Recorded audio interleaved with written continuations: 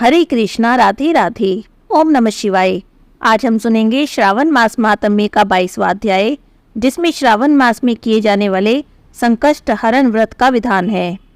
ईश्वर बोले, हे मुनि श्रेष्ठ, श्रावण मास में कृष्ण पक्ष की चतुर्थी के दिन सभी वांछित फल प्रदान करने वाला संकष्ट हरण नाम का व्रत करना चाहिए। सनत कुमार जी बोले, यह व्रत किस विधि से किया जाता है, इस व्रत में क्या करना चाहिए, किस देवता का पूजन करना चाहिए और इसका उद्यापन कब और कैसे करना चाहिए, इन सब के बारे में मुझे विस्तार से बताइए। ईश्वर बोले, चतुर्थी के दिन प्रातःकाल उठकर दंत धावन करके इस संकष्ट हरण नाम के शुभ व्रत को करने के लिए संकल्प करना चाहिए। हे देवेश, आज मैं चंद्रमा के उदय होने तक निराहार रहूंगा और रात्रि में आपकी पूजा करके भोजन करूंगा। संकट से मेरा उद्धार कीजिए। हे ब्रह्मापुत्र, इस प्रकार संकल्प करके शुभ काले तिलों से युक्त जल से स्नान करके समस्त कृत्य संपन्न करने के बाद भगवान गणपति की पूजा करें। बुद्धिमान को चाहिए कि 3 माशे की अथवा उसके आधे परिमाण की अथवा 1 माशे स्वर्ण से या अपनी शक्ति के अनुसार स्वर्ण की प्रतिमा बनाए। स्वर्ण के अभाव में चांदी की या तांबे की प्रतिमा बनाए।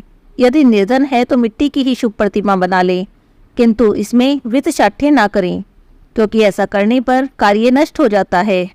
रम्य अष्टदल कमल पर जल से पूर्ण वस्त्र युक्त कलश स्थापित करें और उसके ऊपर पूर्ण पात्र रखकर उसमें वैदिक और तांत्रिक मंत्रों के द्वारा 16 उपचारों से देवता की पूजा करें। तिल युक्त 10 उत्तम मोदक बनाएं और उसमें से 5 मोदक देवता को अर्पित करें, 5 मोदक ब्राह्मण को अर्पित करें। भक्ति भाव से विप्र की देवता की भांति ही पूजा करें और यथाशक्ति दक्षिणा देकर प्रार्थना करें कि हे विप्रवर, आपको नमस्कार है। हे देव, मैं आपको फल और दक्षिणा से युक्त 5 मोदक प्रदान करता हूँ। हे द्विज श्रेष्ठ, मेरी विपत्ति को दूर करने के लिए इसे ग्रहण कर लीजिए। हे विप्र रूप गणेश्वर, मेरे द्वारा जो भी न्यून, अधिक अथवा द्रव्यहीन कृत्य किया गया है वह सब पूर्णता को प्राप्त हो। इसके बाद स्वादिष्ट अन्न से ब्राह्मणों को भोजन कराएं। रात्रि के समय चंद्रमा को अर्घ्य प्रदान करें। चंद्रमा को अर्घ्य देने का मंत्र है, हे क्षीर सागर से प्रादुर्भूप, हे सुधारूप, हे निशाकर, हे गणेश को प्रीति को बढ़ाने वाले, मेरे द्वारा किए गए अर्घ्य को ग्रहण कीजिए। इस विधान से करने पर गणेश्वर प्रसन्न होते हैं और वांछित फल प्रदान करते हैं। अतः इस व्रत को अवश्य ही करना चाहिए। इस व्रत के अनुष्ठान से विद्यार्थी विद्या प्राप्त करता है, धन चाहने वाला धन पा जाता है, पुत्र की अभिलाषा रखने वाला पुत्र प्राप्त करता है, मोक्ष चाहने वाला उत्तम गति को प्राप्त करता है, कार्य की सिद्धि चाहने वाले के कार्य सिद्ध हो जाते हैं, रोगी रोग से मुक्त हो जाते हैं और विपत्तियों में पड़े हुए व्याकुल चित्त वाले, चिंता से ग्रस्त मन वाले और जिन्हें अपने स्वजनों का वियोग हो गया हो, उन मनुष्यों का भी दुख दूर हो जाता है। यह व्रत मनुष्य के सभी कष्टों का निवारण करने वाला, उन्हें सभी अभिष्ट फल प्रदान करने वाला, पुत्र पौत्र आदि देने वाला और सभी प्रकार की संपत्ति प्रदान करने वाला है। व्रत करने वाला पके हुए मूंग और तिलों से युक्त घी में पकाए गए गरी के छोटे छोटे टुकड़ों से मिश्रित मोदक गणेश जी को अर्पित करे। उसके बाद दुर्वा के अंकुर लेकर इन नाम पदों से पृथक पृथक गणेश जी की पूजा करे। गणेश जी के नामों को मैं कहता हूँ, हे गणाधिप, हे उमापुत्र, हे अग्नाशन, हे एकदंत, हे इबवक्त, हे मूषक वाहन, हे विनायक, हे ईश पुत्र, हे सर्व सिद्धि प्रदायक, हे विघ्नराज, हे स्कंद गुरो, हे सर्व संकष्ट नाशन, हे लंबोदर, हे गणाध्यक्ष, हे गौरियांग मल संभव, हे धूमकेतु, हे भालचंद्र, हे सिंदूरासुर मर्दन, हे विद्या निधान, हे विकट, हे सूपकर्ण, आपको नमस्कार है। इस प्रकार इन 21 नामों से भगवान गणेश की पूजा करें। इसके बाद भक्ति से नर्म होकर प्रसन्न बुद्धि से गणेश देवता से इस प्रकार प्रार्थना करें, हे विघ्नराज, आपको नमस्कार है। हे उमापुत्र, हे अग्नाशन, जिस उद्देश्य से मैंने आज आपका पूजन किया है उससे प्रसन्न होकर शीघ्र ही मेरे हृदय में स्थित मनोरथ को पूर्ण कर दीजिए। हे प्रभु, मेरे समक्ष उपस्थित विविध प्रकार के समस्त विघ्नों का नाश कीजिए। मैं यहाँ सभी कार्य आपकी कृपा से करता हूँ। मेरे शत्रु की बुद्धि का नाश कीजिए और मित्रों की उन्नति कर दीजिए। इसके बाद 108 आहुति देकर होम करें और व्रत की संपूर्णता के लिए मोदकों का वायन प्रदान करें। उस समय कहें कि गणेश जी की प्रसन्नता के लिए मैं 7 लड्डुओं और 7 मोदकों का वायन फल सहित ब्राह्मण को प्रदान करता हूँ।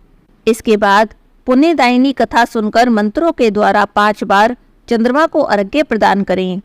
हे क्षीर सागर से उत्पन्न, अत्रि गोत्र में उत्पन्न, हे चंद्र, रोहिणी सहित आप मेरे अर्घ्य को स्वीकार कीजिए। इसके बाद अपने अपराध के लिए देवता से क्षमा प्रार्थना करें और सामर्थ्य के अनुसार ब्राह्मणों को भोजन कराएं। ब्राह्मणों को जो अर्पित किया हो उसके अवशिष्ट भोजन को स्वयं ग्रहण करें।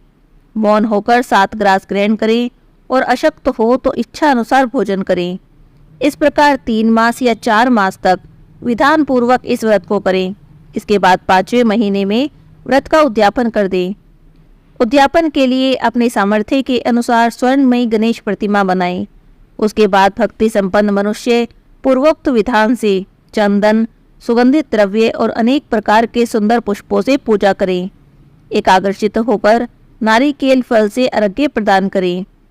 पायस से युक्त सूप में फल रखकर और उसे लाल वस्त्र से लपेटकर यह वायन भक्त ब्राह्मण को प्रदान करें।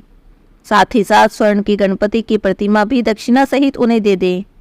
व्रत की पूर्णता के लिए 1 आड़त तिल का दान करें और उसके बाद विघ्नेश्वर प्रसन्न हो ऐसा कहकर देवता से क्षमा प्रार्थना करें। इस प्रकार उद्यापन करने से अश्वमेघ यज्ञ का फल प्राप्त होता है और सभी मनोवांछित कार्य सिद्ध हो जाते हैं। हे सतम, पूर्व कल्प में स्कंद कुमार जी के चले जाने पर पार्वती जी ने मेरी आज्ञा से 4 महीने तक इस व्रत को किया था। तब 5वें महीने में पार्वती ने कार्तिकेय जी को प्राप्त किया। समुद्र पान के समय अगस्त्य जी ने इस व्रत को किया और 3 माह में विघ्नेश्वर की कृपा से उन्हें सिद्धि प्राप्त हुई। हे विपेंद्र, राजा नल के लिए दमयंती ने 6 महीने तक इस व्रत को किया। तब नल को खोजती हुई दमयंती को वे मिल गए थे। जब चित्रलेखा अनिरुद्ध को बाणासुर के नगर में ले गई तब वह कहाँ गया और उसे कौन ले गया, यह सोचकर प्रद्युम्न व्याकुल हो गए। उस समय प्रद्युम्न को पुत्र शोक से पीड़ित देखकर रुक्मणी ने प्रेम पूर्वक उनसे कहा, हे पुत्र, मैंने जो व्रत अपने घर में किया था उसे बताती हूँ, तुम ध्यान से सुनो। बहुत समय पहले जब राक्षस तुम्हें उठाकर ले गया तब तुम्हारे वियोग दुख के कारण मेरा हृदय विदीर्ण हो गया था। मैं सोचती थी कि मैं अपने पुत्र का अति सुंदर मुख कब देखूंगी। उस समय अन्य स्त्रियों के पुत्र को देखकर मेरा हृदय विदीर्ण हो जाता था। कहीं अवस्था साम्य से यह मेरा ही पुत्र तो नहीं। इसी चिंता से व्याकुल हुए मेरे अनेक वर्ष व्यतीत हो गए। तब देवयोग से लोमश ऋषि मेरे घर आ गए। उन्होंने सभी चिंताओं को दूर करने वाला संकष्ट चतुर्थी का व्रत मुझे विधान पूर्वक बताया। मैंने 4 महीने तक इस व्रत को किया और उसी व्रत के प्रभाव से तुम शंबासुर को युद्ध में मारकर आ गए। अतः हे पुत्र, इस व्रत की विधि जानकर तुम भी इसे करो, उससे तुम्हें तुम्हारे पुत्र का पता चल जाएगा। तब हे विप्र, प्रद्युम्न ने इस व्रत को करके गणेश जी को प्रसन्न किया। तब नारद जी से उन्होंने सुना कि अनिरुद्ध बाणासुर के नगर में है। इसके बाद बाणासुर के नगर में जाकर उससे अत्यंत भीषण युद्ध करके और संग्राम में शिव सहित बाणासुर को जीतकर पुत्र वधु सहित अनिरुद्ध को प्रद्युम्न अपने घर ले आए। हे मुने, इसी प्रकार अन्य देवताओं और असुरों ने भी विघ्नेश्वर की प्रसन्नता के लिए इस व्रत को किया। हे सनत कुमार, इस व्रत के समान सभी सिद्धियां देने वाला इस लोक में कोई भी व्रत, तप, दान या तीर्थ नहीं है। बहुत अधिक कहने से क्या लाभ, इसके तुल्य कार्य सिद्धि करने वाला दूसरा कुछ भी नहीं है। अभक्त, नास्तिक और शठ को इस व्रत का उपदेश नहीं करना चाहिए, अपितु पुत्र, शिष्य, श्रद्धालु और सज्जन को इसका उपदेश करना चाहिए। हे विधिनंदन, तुम मेरे प्रिय हो और लोकोपकार को करने वाले हो, अतः मैंने तुम्हारे लिए इस व्रत का उपदेश किया है। यहाँ पर श्रावण मास महात्म्य के 22वें अध्याय की कथा समाप्त होती है। हरे कृष्णा, राधे राधे।